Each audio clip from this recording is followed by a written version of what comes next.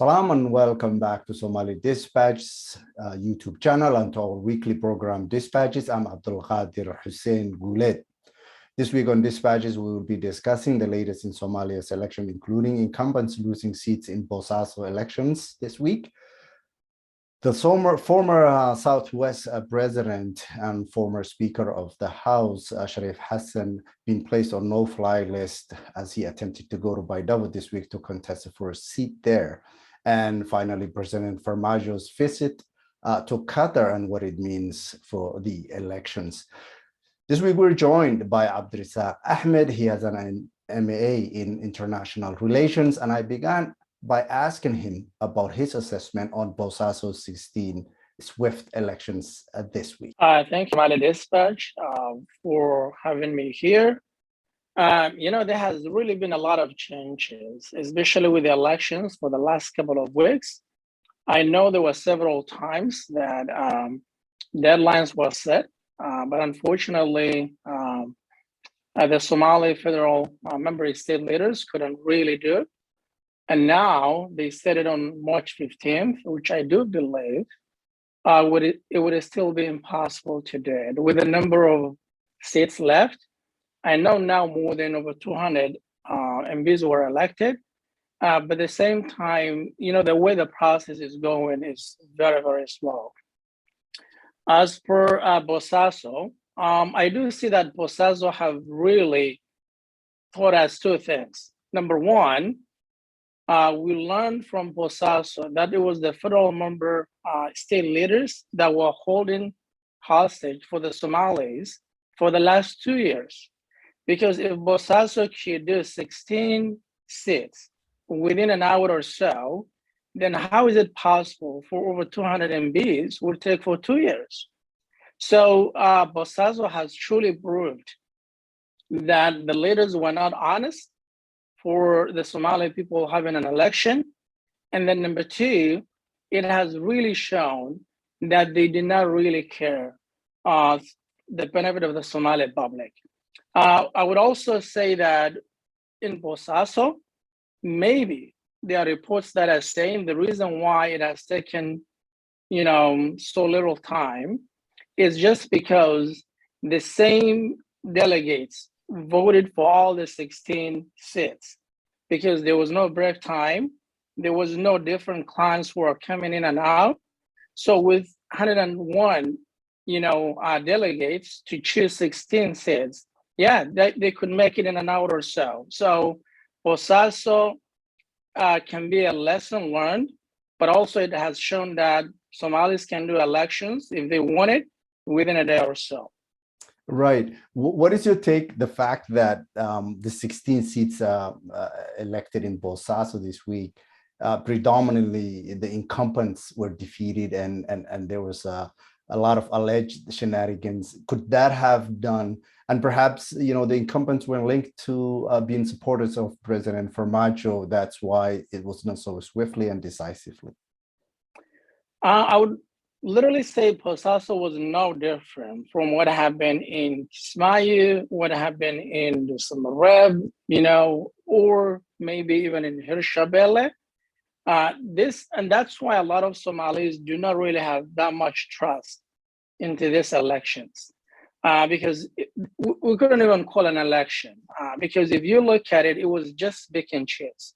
So for Denny, the president of Bulan, I believe the reason he even had this election done in an hour, it was just because he did not really want to spend some more days in Bosaso. Knowing what have happened a few months ago, so he wanted at least to get over with it within a day or less, so that he can go back to Garowe and then start the rest of the process. Secondly, I think Bosaso or Puntland or Jubaland or Galmudug, if you look at it, people who were elected were very partisan. Like they were either people who were against the current government, or there were people who were for it. So in the case of Bosaso, all of the 16 seats, I literally believe none of them was supported by the federal government of Somalia, especially from Farmajo's side. But it shouldn't be a different from what happened in Kismayo, in Galkayo, in Barawe. So I believe it was almost the same. Right. If we move on, Abdirizak, to now Southwest state, or another member state of Somalia, and the way they're handling participation in elections specifically. We know this week, just yesterday, Sharif Hassan held a press conference in Mogadishu saying he was blocked at Mogadishu airport, at the airport, and he wanted to go to Baidoa and participate in that election. He was contesting for one of the seats. For him to be blocked and placed on a no-fly list, what does that say?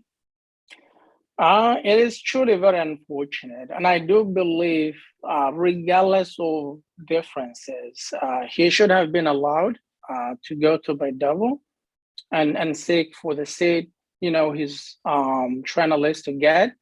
But again, this was not only applicable to Konfur Galved or Southwest. It had happened in Kismayo. It had happened in Dosamareb, Galmudug. And I believe the same as also in Butland and in Rishabelle. Those are the things that we truly need, that the Somali leaders should look into it and see that regardless of political differences, everyone should have the right to be voted, and everyone also should have the right to run for an office. So in this case for Sharif Hassan, I honestly believe that was not the best thing to do. They should have allowed him to come and contest and run for an office. If he gets elected, fair game. If he does not, then move on. But blocking someone to go to his constituents and running for an office, especially a House of Parliament, I literally believe it would be a stain on the federal member state leaders who have done this. The same would happen tomorrow to the president of Konfur Galbet, Southwest. The same would happen tomorrow to any other leader who tries to block someone running for an office. There are so many other ways a person can be defeated, especially with this election. They can come up with their own delegates. They can literally manipulate the elders. They can literally manipulate people who are voting, but denying someone to go to his constituents and run for an office is absolutely unacceptable, whether it's done by Leftegaran or anyone else. Right. Actually, he did. Sharif Hassan did accuse Aziz Leftegaran on that blocking. But he's not the only high-ranking Somali politician, like you said, blocked. But it seems to be more prevalent in Southwest and in Puntland, where you have incumbent ministers and former state presidents and former speakers of the House, like Jawari, who was twice the Speaker of the Parliament, and the deputy also was blocked in going. What does this mean? We understand that the U.S. has announced visa bans, and but does that go far enough? Is there a way that the process can be amended or the mistakes fixed after the election is completed? What are your thoughts on how we move forward? Or should we just say, let bygones be bygones and just move on? I believe it's too late to amend anything at this point with over 200 MPs, elected. But I do believe we can learn a lot from this election. It's very unfortunate for those folks who were, campaigning for the last 12 months, for the last 2 years, Somalia to go for an indirect election, and now the most vulnerable, who are saying that this shouldn't be this way or this election is not fair and free. So, but I do believe with all the things that have happened, the only way we can overcome is Somalis, to run for an elections that are free and fair, is to have one person, one vote election. Anything else left, it would always be like this, or it would be even much worse. Because if you look at it in 2016, it wasn't really different than what's happening right now. But the only difference is the Somali public are now more involved into politics. The Somalis are more involved into what's happening in their country. And that's why it's getting a lot of publicity. But the same things have happened in 2016. And now what's happening in 22 could again happen 5 years, 4 years later. So the only way we can definitely overcome this is to do an elections through one person, one vote. Secondly, the issue of the visa restrictions. I don't think that's going to change anything at all in reality. And the reason I'm saying is folks like Lafta Garan or, Denny or Ahmed Madobe, the longest they traveled ever is Nairobi, Addis, Dubai, that's it. So, and it would not have any implications for whatever, the US does when it comes to visa restrictions. If this could have happened to Somali Americans, yes. If this could have been other Western, Somalis who carry Western passports, yes. But knowing that all the federal member state leaders, whether it's from Galmudug, Hirshabelle, Southwest, Chubaland, Butland, none of them have ever traveled to the US. And for that matter, I don't think it's going to change anything. But it was just to push them to a point whereby they would have to, do the election as soon as possible. Right. And on a final point, as you know, Somalia's President Mohamed Abdullahi Farmajo flew to Qatar this week and have since met the leaders of that country. Knowing Qatar's involvement in Somalia and its elections, what could be expected? Qatar has had a good relationship with the current government in Somalia for the last 5 years. And we know it was a very close ally with the Somali president. And his visit at this time might honestly create some sort of suspicion. Number one, it's an election time, like I said earlier, where most of the MPs were elected. And it's likely possible that the presidential election would happen either soon after Ramadan, somewhere in May, or June, no later than in June. So, but as per the Somali government have said, they say the two leaders have talked about strengthening relations between the two countries. Qatar has also been doing some development projects in Somalia. And I think the most notable thing is Qatar is planning now also to be part of building the new Mogadishu International Airport that's going to be, done in outside Mogadishu. So with that relationship between the two countries, yes, but also there are some reports that are saying that it's likely possible that the Somali president was to meet with some delegates from the US government, especially the State Department, that were lately, not even lately, for the last few years, they have really been very prominent against Farmajo's, leadership. So they may have seen he has a high chance of coming back, and Qatar may be trying at least to kind of bring the two sides together so that Farmajo can also get a blessing of the West, particularly the US. So there's also some strong reports that are believed that Farmajo was to meet some US government officials in Qatar and Doha. Right. What about some, Somali political analysts saying, Qatar initially supported President Farmajo's presidency 5 years ago and financially contributed heavily to his campaign. And we could see a repeat of that as well. And they deemed that to be an interference, a further interference of Qatar into Somali politics. What do you say to that?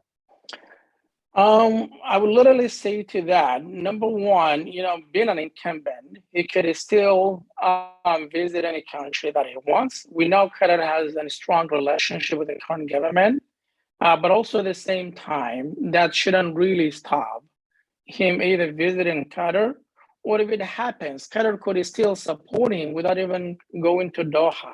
So we know they have supported him before. We know that he still gets the support. But I do believe this is really no different from leaders that are either going to United Arab Emirates or Kenya or any other place. But the difference is Farmajo is a president of the Somali Republic, the Somali federal government, and he still has, the authority to visit any country that he feels would literally benefit for the Somali public. So, but again, yeah, it came at a time when elections are about to happen, and that could also create some sort of feelings as if Qatar is more involved into Somalia politics, which they are. I mean, everyone knows Qatar is involved, Emirates is involved, Kenya is involved, Ethiopia is involved. Somalia became a country where every small and big country is involved into their politics. And that's why if a Somali person to claim that he gets the blessing from another country became even an added advantage for many politicians. I know politicians who are now campaigning in Mogadishu, in Somalia, that are saying that they have the full support of the US. There are some that are saying they have the full support of the Arab countries. And it's very unfortunate. They should have the support of their public, of their people, not the support of a foreign countries. So it's very unfortunate. But yes, absolutely. The time is not really the best time to visit a country where you have had a strong relationship for the last 5 years. Optically, yeah. I agree, and that's a good point to end on our discussions for the dispatches of this week. Abdirizak, Ahmed, I can't thank you enough for your expertise and for your time today, and thanks for coming on and agreeing to do this for us. And I look forward in having further discussions about Somali-related issues in the near future. Thank you so much. Thank you for having me.